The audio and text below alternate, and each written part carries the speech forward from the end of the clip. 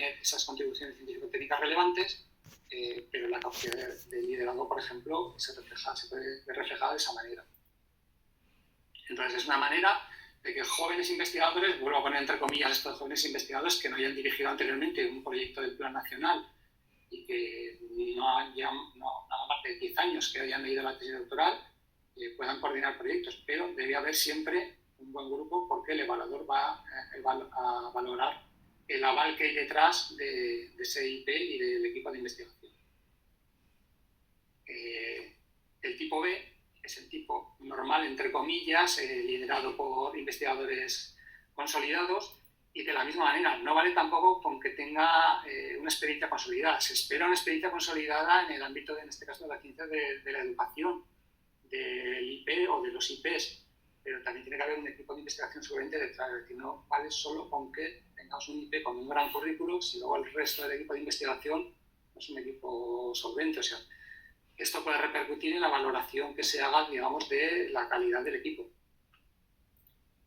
Y no me voy a extender mucho más en esto, porque además los tipo B pueden incluir dos tipos de proyectos. Uno que no nos va a afectar, que es los proyectos RTA, no sé si habéis visto la convocatoria, son proyectos de investigación orientada, el sistema INIACSI, que es decir, el Instituto Nacional de Investigación Agrícola, etcétera, es siempre orientada y tiene que responder a las prioridades temáticas relacionadas con estos temas.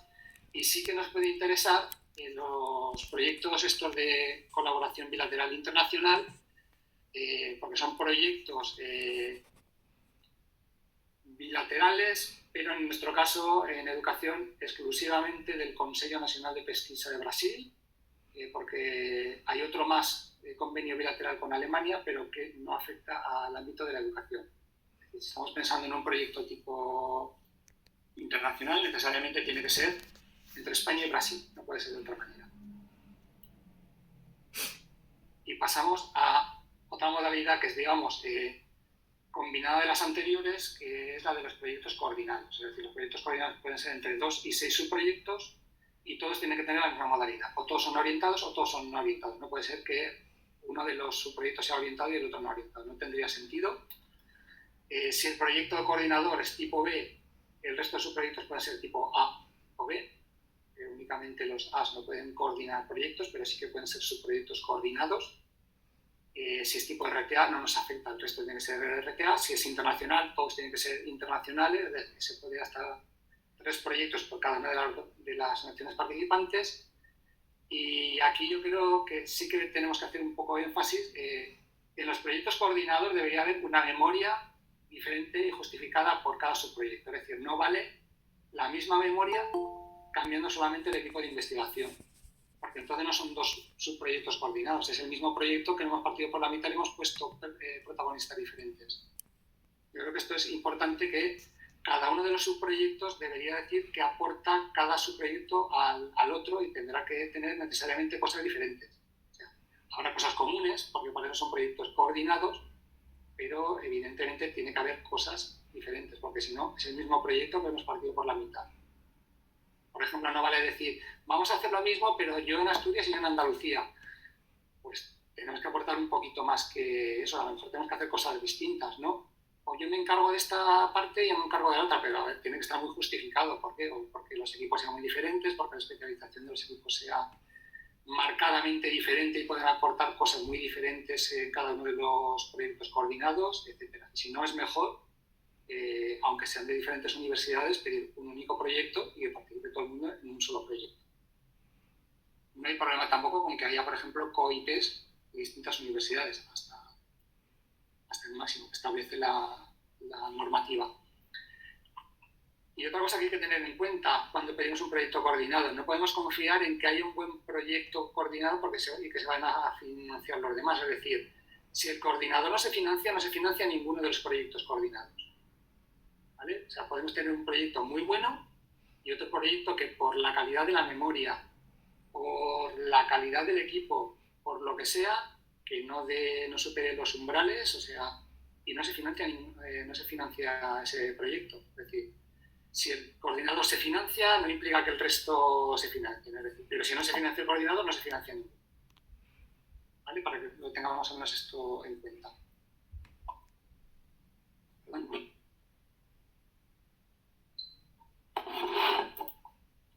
Pues teniendo un poco así el marco este del tipo de proyectos, una cosa que interesaba mucho era ver eso, qué le pasa a mi proyecto durante la evaluación, ¿no? Ya sabemos qué recorrido lleva mi proyecto, pero nos interesa saber cómo somos evaluados, porque somos todos del ámbito de la educación y sabemos que cuando tenemos clara la evaluación, pues a lo mejor somos más eficientes y eficaces en lo que entregamos para evaluar, ¿no?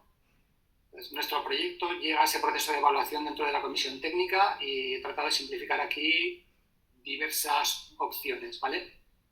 Esto no es un dogma, lo que estoy contando, ni es seguro, pero bueno, más o menos esto es una simplificación del proceso. ¿Qué decisiones se toman durante el proceso de evaluación por parte de la comisión técnica? Estoy hablando de la comisión técnica, que es la que hace la propuesta que eleva luego a ese órgano colegiado superior. Lo primero que decide es qué proyectos son financiables y cuáles no, a partir de las valoraciones recibidas. Y algunos se pueden descartar de entrada. Es decir, ¿y qué significa no financiable? O sea, ¿qué significa financiable?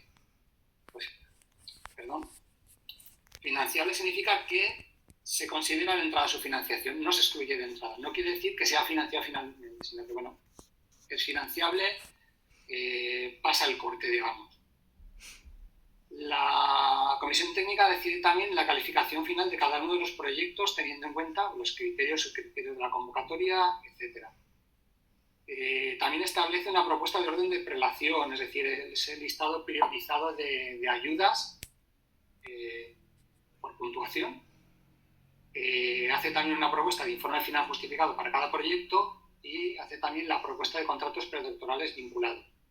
Es decir, esto no es ningún secreto porque esto es lo que dice la normativa y lo que aparece como funciones de la comisión técnica dentro de la información de la propia Agencia Estatal de Investigación. Pues teniendo esto en cuenta vamos a poner algunos supuestos.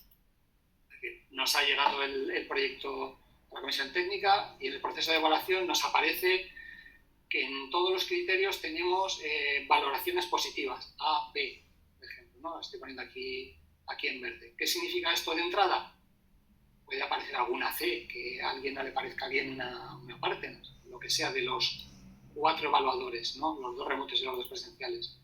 De entrada esto significa que el proyecto es financiable. Se financiará o no, pero de entrada el proyecto no se rechaza de entrada y sigue el curso de la financiación.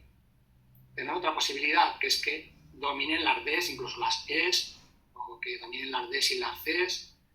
Pues directamente, si hay un consenso, por decirlo de alguna manera, entre todos los evaluadores, el proyecto difícilmente va a ser financiable, es decir, que se considera un proyecto no financiable, ¿vale? Si recibe todas estas evaluaciones. Podemos hacer 2 combinaciones que queramos, es decir, tenemos, por ejemplo, aquí 3 evaluadores que lo califican negativamente, un evaluador que le pone una B a todo, ¿vale? Pues tenemos que fijarnos en esta B qué significa y en este caso seguramente va a ser no financiable, o sea, porque hay un dominio, digamos, de valoraciones negativas. En todo caso, los colaboradores de la agencia valorarán también qué significa esta B, ¿vale? Pero en principio, si hay 3 que lo ponen en rojo y uno que lo pone en verde, pues simplificar aquí un poco el proceso, va a ser que no es financiable el proyecto. Más combinaciones posibles, que por ejemplo esté bastante bien el proyecto, pero que coge de la parte del presupuesto, ¿no? El último criterio es el presupuesto, es decir, un presupuesto que puede ser desorbitado o un presupuesto que, por ejemplo, pueda llegar a comprometer el desarrollo del proyecto, ¿vale? Por el motivo que sea. Pues podemos ponerlo financiable, entre comillas, pero financiable a estudiar, ¿no? Habrá que analizar detenidamente y discutir el presupuesto, ¿vale? Y se puede ver si ese presupuesto es simplemente que lo hemos disparado pensando que ya nos lo recortará o que ese presupuesto contiene algún elemento que lo dispara. Por ejemplo, una contratación innecesaria de un técnico, por ejemplo, que dispara el presupuesto y que la comisión entienda que el proyecto puede desarrollarse igual quitando, por ejemplo, ese elemento financiable, ¿no? En este caso, una contratación. Pues se puede hacer una propuesta reduciendo el presupuesto. Y podemos tener la última, creo que es la última, es decir, que tengamos 2 en rojo y 2 en verde, ¿no? Es decir, 2 que lo ponen muy bien, 2 que lo ponen muy mal. Pues en este caso hay que hacer un análisis profundo, comparativo de la calidad de las valoraciones, y en este caso los presenciales pueden hacer defender ahí su postura, y los colaboradores de la agencia pues tienen que encargarse de la ponencia de intentar entender que, o sea, presentar qué argumentos han dado, qué justificación han dado los evaluadores remotos para poner una calificación, bien sea la verde o bien sea la roja, ¿vale? Entonces, visto más o menos lo que tenemos, ¿creemos que es posible mejorar nuestro proyecto? ¿Cómo? ¿Hay errores que se podrían evitar? Pues yo creo que sí que es posible mejorar un proyecto. Ya os digo, en estos momentos es muy difícil, si tenemos un proyecto ya avanzado, mejorarlo desde cero, evidentemente. Es decir, ya tiene que estar muy claro cuál es la estructura de nuestro proyecto, qué vamos a pedir, qué tipo de metodología vamos a utilizar, etcétera. Pero bueno, hay cosas, detalles que son mejorables. Entonces, aquí sí que me voy a arriesgar a hacer algunas sugerencias y opiniones respecto a estas cuestiones. Y voy a ir pasando por los aspectos particulares de la propia convocatoria, es decir, empezando por lo que es la solicitud. Cosas que hay que tener en cuenta. Una vez finalizado el plazo, no es posible modificar ni la modalidad ni el tipo. Es decir, lo que hayamos puesto en la solicitud va a la agencia y va a la comisión. Es decir, si hemos puesto que es modalidad, o sea, que es orientada, es orientada. Si luego en la memoria de verificación, perdón, la memoria científico-técnica no hablamos de o no justificamos esa modalidad orientada, tenemos un problema, porque hemos declarado que es modalidad orientada y no se va a ver reflejado ahí la justificación en la propia memoria científico-técnica. Es decir, tenemos un problema que cuando lo ha revisado nuestra universidad o cuando lo ha revisado de oficio la agencia, no va a entrar ahí a ver si eso está debidamente justificado. Va a ver si son 20 páginas, si hay 4 páginas en el currículum vitae abreviado, si la universidad ha dado el visto bueno a la validación de todas las vinculaciones, etc. Pero esto puede llegar con incoherencias a la comisión. El área y su área temática deben estar bien identificadas en la solicitud. Teóricamente, en esa revisión inicial de la agencia, lo van a enviar a un área temática porque así lo ha puesto el IP y así se lo han validado en su universidad. Pero la agencia puede cambiar de oficio un proyecto a otra subárea temática. Es decir, puede llegar y que se vea que no cuadra con el área temática a la que se ha enviado, ¿vale? En nuestro caso, somos todos del ámbito de la educación, difícilmente no lo vamos a enviar a ciencias de la educación, ¿no? Que es la misma área y su área. Los méritos de cada uno de los miembros del equipo investigador van en la propia solicitud, o sea, hay que poner un resumen, aquello que sea más relevante para el proyecto, hay un número máximo de caracteres. No hace falta poner adornos, es decir, vamos a poner cosas que se vea que el equipo investigador es un equipo solvente y que tiene cosas relacionadas como mínimo con el área de conocimiento o ya no con la temática concreta, porque todos tenemos derecho a cambiar, ¿no?, de temática en un momento dado, pero sí que se vea que hay, digamos, un equipo solvente. Y una cosa que hay que tener en cuenta es el presupuesto superior a 100.000 euros. En el caso de la solicitud, la justificación del presupuesto tiene que ir en inglés y además la memoria científica o científico-técnica completa debe ir en inglés. Todos los años hay muchos proyectos de 99.976 euros que lo hacen en español, ¿no? Para que tengamos una idea también. Así nos evitamos hacer cosas en inglés. Hay de 99.000 y pico, todos los años hay unos cuantos. En la propia memoria, importante, porque a veces claro, estos filtros previos no detectan algunas cosas. El máximo es 20 páginas sin hacer trampas con los tamaños de letras, espaciados, etc. Es decir, la propia convocatoria dice, hace unas recomendaciones sobre el tipo de letra, tamaño, espaciados, hay una especie de plantillas, vamos a respetarlas. Y aquí en este sentido, a nivel formal, por ejemplo, pero que también tiene que ver con el fondo,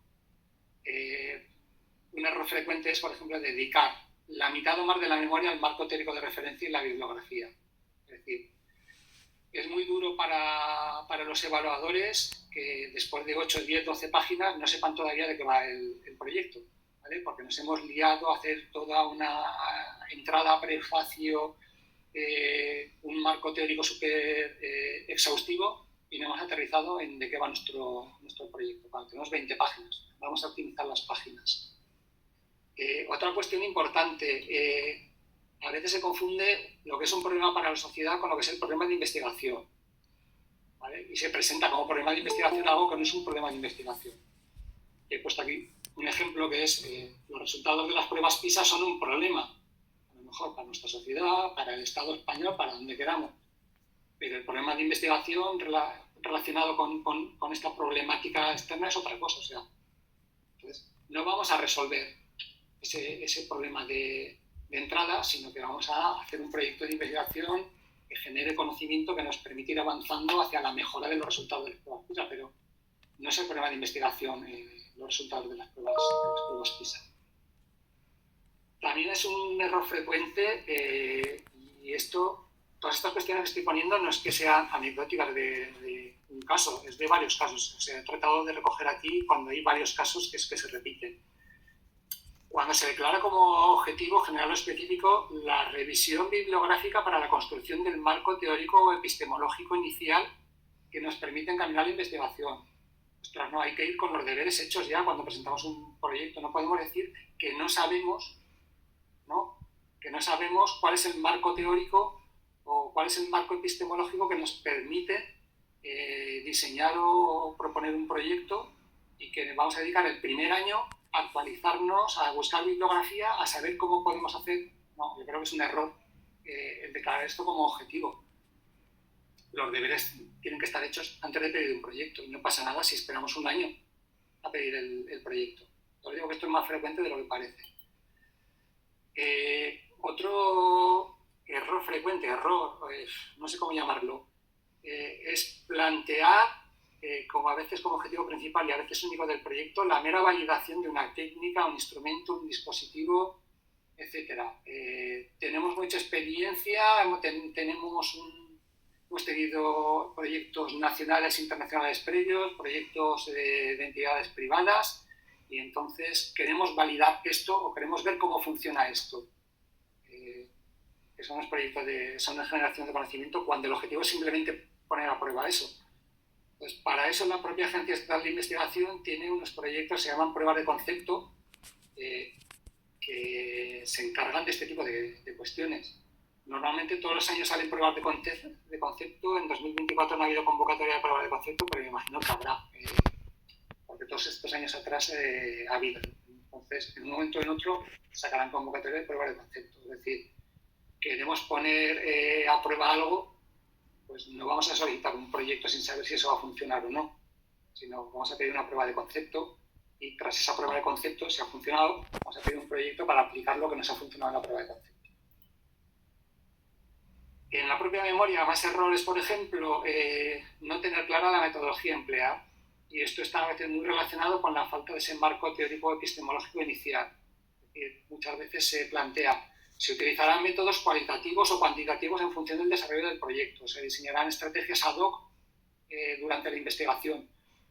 Deberíamos tener claro qué vamos a investigar y cómo vamos a investigar. Entonces, no podemos decir que se utilizarán métodos cualitativos. O sea, vamos a decir, si queréis, que se diseñarán cuestionarios, se validarán cuestionarios, se analizarán cuestiones de este tipo, pero no dejarlo todo en abierto. O sea, hay que definir de alguna manera, hay que concretar metodológicamente también lo que vamos a hacer. A veces lo que no se concreta es el contexto de la investigación, el tipo de muestreo, las características de la muestra, el tamaño de la misma, qué instrumentos tenemos previsto para la recogida de datos. No puede ser que esto lo decidamos sobre la marcha una vez concedido el proyecto, ¿no? Esto tiene que estar decidido. Por lo menos tener claro qué es lo que necesitamos. Es decir, si necesitamos una muestra de 200 personas, de 1000 personas, de 5 personas o de cuánto y qué características tiene que tener la muestra. Si va a ser un muestreo intencional, de conveniencia, cómo va a ser el muestreo, si vamos a enviar miles de enlaces de Google Form para los cuestionarios, no lo sé. Todo este tipo de cosas deberían estar recogidas en la memoria del proyecto. Y también se pide un plan de contingencia y no puede ser que el plan de contingencia se reduzca simplemente, si no me sale lo que he puesto, pues buscaré nuevas muestras o nuevos instrumentos. Hombre, tenemos que tener un plan B en caso de que no nos salga el plan A. ¿Vale? Pero todo esto ya os digo que es más frecuente de lo que parece, y tener todo esto claro facilita mucho al evaluador la valoración del proyecto, y se agradece mucho que todas estas cosas estén claras. Más cuestiones relacionadas. A veces se señala como responsables, y a veces son como responsables únicos de determinadas acciones a investigadores contratados que se solicitan en el proyecto o incluso a contratados predoctorales. Y yo creo que esto es un error. El proyecto debe ser viable independientemente de si nos conceden o no un contratado predoctoral, independientemente o no de si nos conceden a determinados investigadores. Es verdad que a veces está justificado el contrato de especialistas, de técnicos para un momento determinado del proyecto o para cosas muy concretas del proyecto. Pero, por ejemplo, señalar que es necesario un contrato técnico porque como tenemos un equipo muy grande para que coordine los equipos de investigación y trabajo, digo, pero ¿para qué están los IPs, no? Más que para coordinar los equipos de investigación o el equipo de trabajo, o para gestionar, o para que lleve el papeleo, tal y cual. Pues tiene que estar muy justificado este tipo de contrato. A veces también se solicitan contratos técnicos que tienen unas características muy concretas, yo diría que tienen casi nombres y apellidos, súper especializadas, pero luego en el plan o en las tareas, en la planificación, se le otorgan responsabilidades generales, es decir, es un miembro más del equipo de investigación. A ver, ¿por qué pones que necesitas a esa persona tan concreta si luego no, en la memoria no le otorgas esas tareas concretas tan necesarias según el perfil que estás demandando? ¿Vale? Entonces, de alguna manera hay que justificarlo todo esto. O sea, si queremos contratar a alguien, debe estar muy justificado. Otra cosa es el predoctoral, tiene un carácter formativo y son cosas diferentes. Lo que no podemos hacerle responsable de acciones propias del equipo investigador a los contratados predoctorales, porque además forman parte del equipo de trabajo, ¿no? Del equipo de investigación. En relación a los contratados predoctorales, tenemos que tener en cuenta que es una figura en formación y a veces en las memorias se obvian las acciones formativas y solamente se le asignan acciones de investigación. Y a veces estas acciones de investigación son recogida, análisis de datos, etc. ¿Vale? O sea, ese contrato predoctoral, antiguas becas FPI, es una figura de formación y entonces debe, de alguna manera, aprovechar el desarrollo del proyecto para formarse, no aprovecharnos nosotros del contratado predoctoral para que haga cosas en el proyecto, ¿vale? Porque quien tiene que hacerlo es el equipo de investigación. No quien tiene que hacerlo, sino quien son responsables de esas acciones es el equipo de investigación. Otra cosa es que haga cosas propias del equipo de investigación, pues porque sean tareas propias de la tesis doctoral que le hemos planteado. Y en este sentido también, si solicitamos un contratado o una contratada predoctoral, debe quedar clara la capacidad formativa del grupo, es decir, tesis, resultados de esas tesis, trayectorias personales de esos doctorandos, de los egresados de estos programas de doctorado. Debemos dejar claro el programa de doctorado concreto en el que se integrará, las acciones formativas concretas que prevemos para este contratado, si va a hacer estancias nacionales e internacionales, si va a participar en congresos, etcétera. Es decir, no vale con decir que realizará una tesis doctoral en tal universidad y que realizará tareas relacionadas con el proyecto solicitado. Y esto lo pongo entrecomillado porque es prácticamente así como se plantea a veces lo que se prevé para el contratado predoctoral.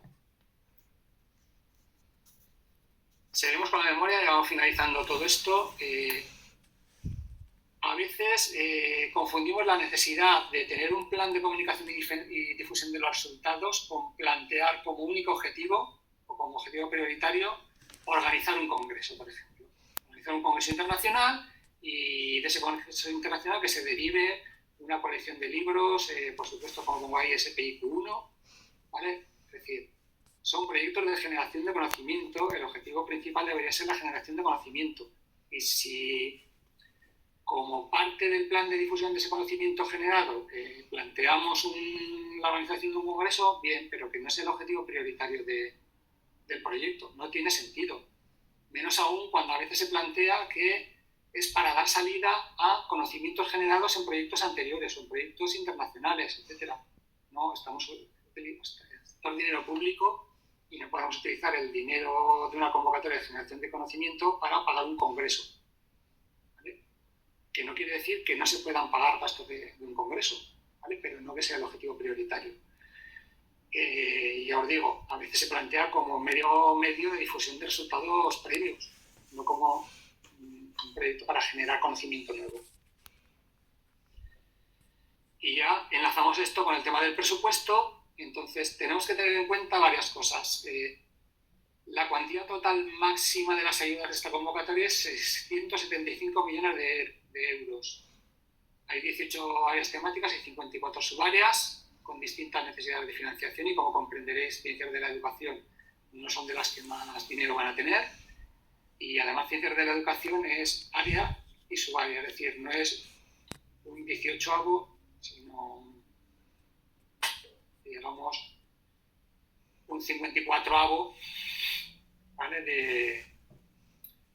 del presupuesto. Y ojalá nos dieran la 50ª parte, incluso la 100ª parte de ese presupuesto, porque significaría que nos darían a ciencias de la educación más de 6 millones de euros. Y yo creo que en los últimos años ni se ha aproximado a ese dinero, ¿vale?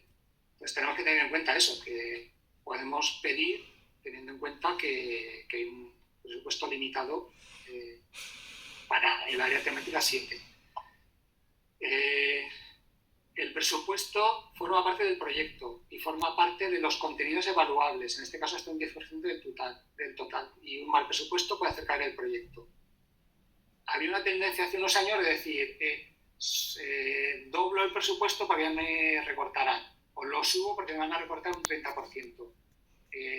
Os aseguro, yo que he estado dentro, que caen los proyectos por malos presupuestos, es decir, si alguien necesita 200.000 euros, se le van a dar 200.000 euros si están justificados. Si alguien necesita 16.000, se le darán 16.000. No es buena idea incrementar innecesariamente la cantidad total, entendiendo que lo van a recortar, porque puede caer el proyecto en su totalidad, ¿vale? No tiene sentido que un equipo de investigación de 3 o 4 personas solicite 300.000 euros porque necesitamos comprar equipamiento para hacer análisis mitocondrial de no sé qué. No tiene ningún sentido, ¿vale? Aunque seguramente en educación física puedan trabajar en temas relacionados con el rendimiento atlético, pero no tiene ningún sentido, ¿vale? Y además no es creíble. Entonces, pues bueno, no podemos... vamos a ser coherentes con lo que pedimos. Vamos a prestar atención a los conceptos financiables, porque a veces damos por supuesto algunas cosas que van a repercutir en el presupuesto y que no las permite la convocatoria. Por ejemplo, los costes de publicación y difusión de resultados no podrán exceder el 25% de costes directos y de ejecución.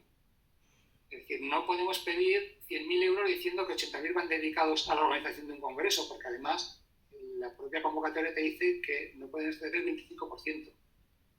O, por ejemplo, se excluyen explícitamente en esta convocatoria y no serán elegibles los costes de publicación de números separatas especiales de revistas.